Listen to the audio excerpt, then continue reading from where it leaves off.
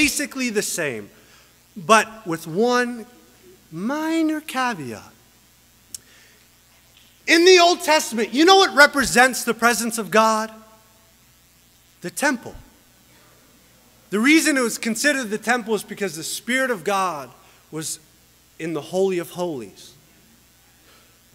So when the Jews in the north get exiled, guess what's still in the kingdom? The temple and the presence of the Lord. He's still there, still with Judah. But you know what happens? Judah doesn't learn from Israel. The brothers in the south don't learn from the brothers in the north. And guess what? Not only do they get exiled, but the temple gets destroyed, which is a physical symbol of God's total removal from His presence, from His people. That's Babylon. So when you read the whole story of Babylon and the minor prophets, it's this basic message. When you don't learn from your past mistakes, things get worse. When you don't learn from your past mistakes, things get worse. And now many of you might be saying amen because you're still living and acting the same way you have. You haven't repented, and the same drama and the same problems are there. When sin goes unrepented, things get worse. So quickly, Babylon, it's basically the same story but a different nation. In short, we'll actually kind of skim through this a little bit more. 2 Kings chapter 24 in verse 1. Basically, Nebuchadnezzar is the name of the king of Babylon. Judah in the south, they were paying him not to destroy them. Same thing as Israel and Assyria. Hey, we'll give you money if you don't destroy us. So, same situation. Judah does the same thing. They try to also strike a deal with Egypt. It also doesn't work. In verse 3, it says, "Surely these things happened to Judah according to the Lord's command, in order to remove them from His presence." They weren't different. They got deported from the presence of God. In verse 12, again, it talks about the continual unrepentant sin of Judah in the south. They're no different. And so in verse 14, it says He carried all Jerusalem into exile. All the officers, fighting men, all the skilled laborers and artisans, a total of 10,000. Only the poorest people of the land were left. So when Babylon came, they basically took all the leaders. They took anyone who was wealthy, anyone who could basically lead a revolt, a rebellion.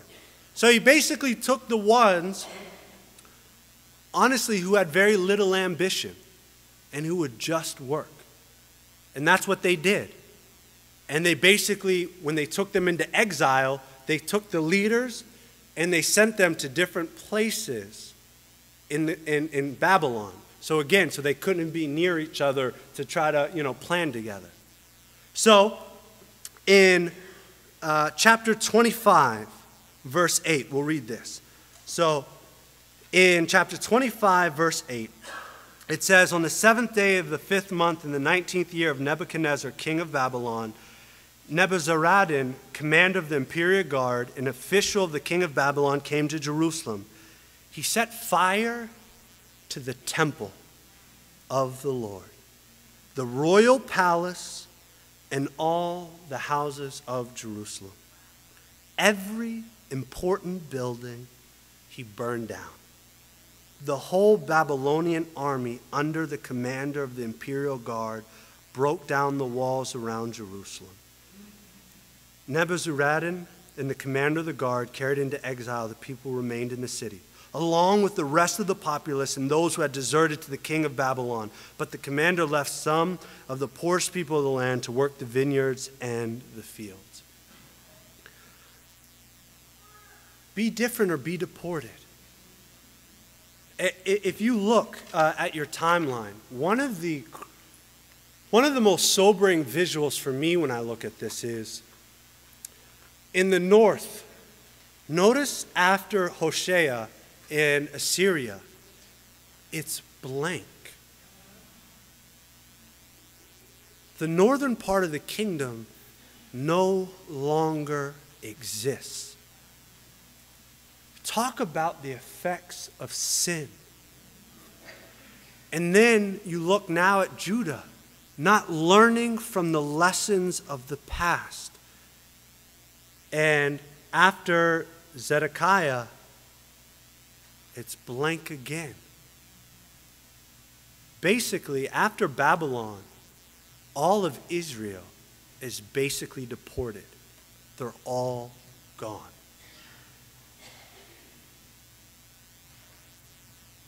Not only are they gone, but the temple is destroyed, and it symbolizes God's gone.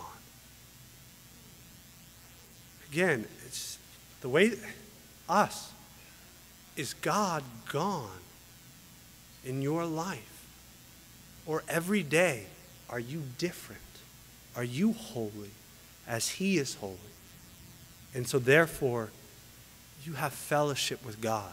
We'll get into it later on, but Micah 6, verse 8, one of my favorite verses, says, what does God require of us?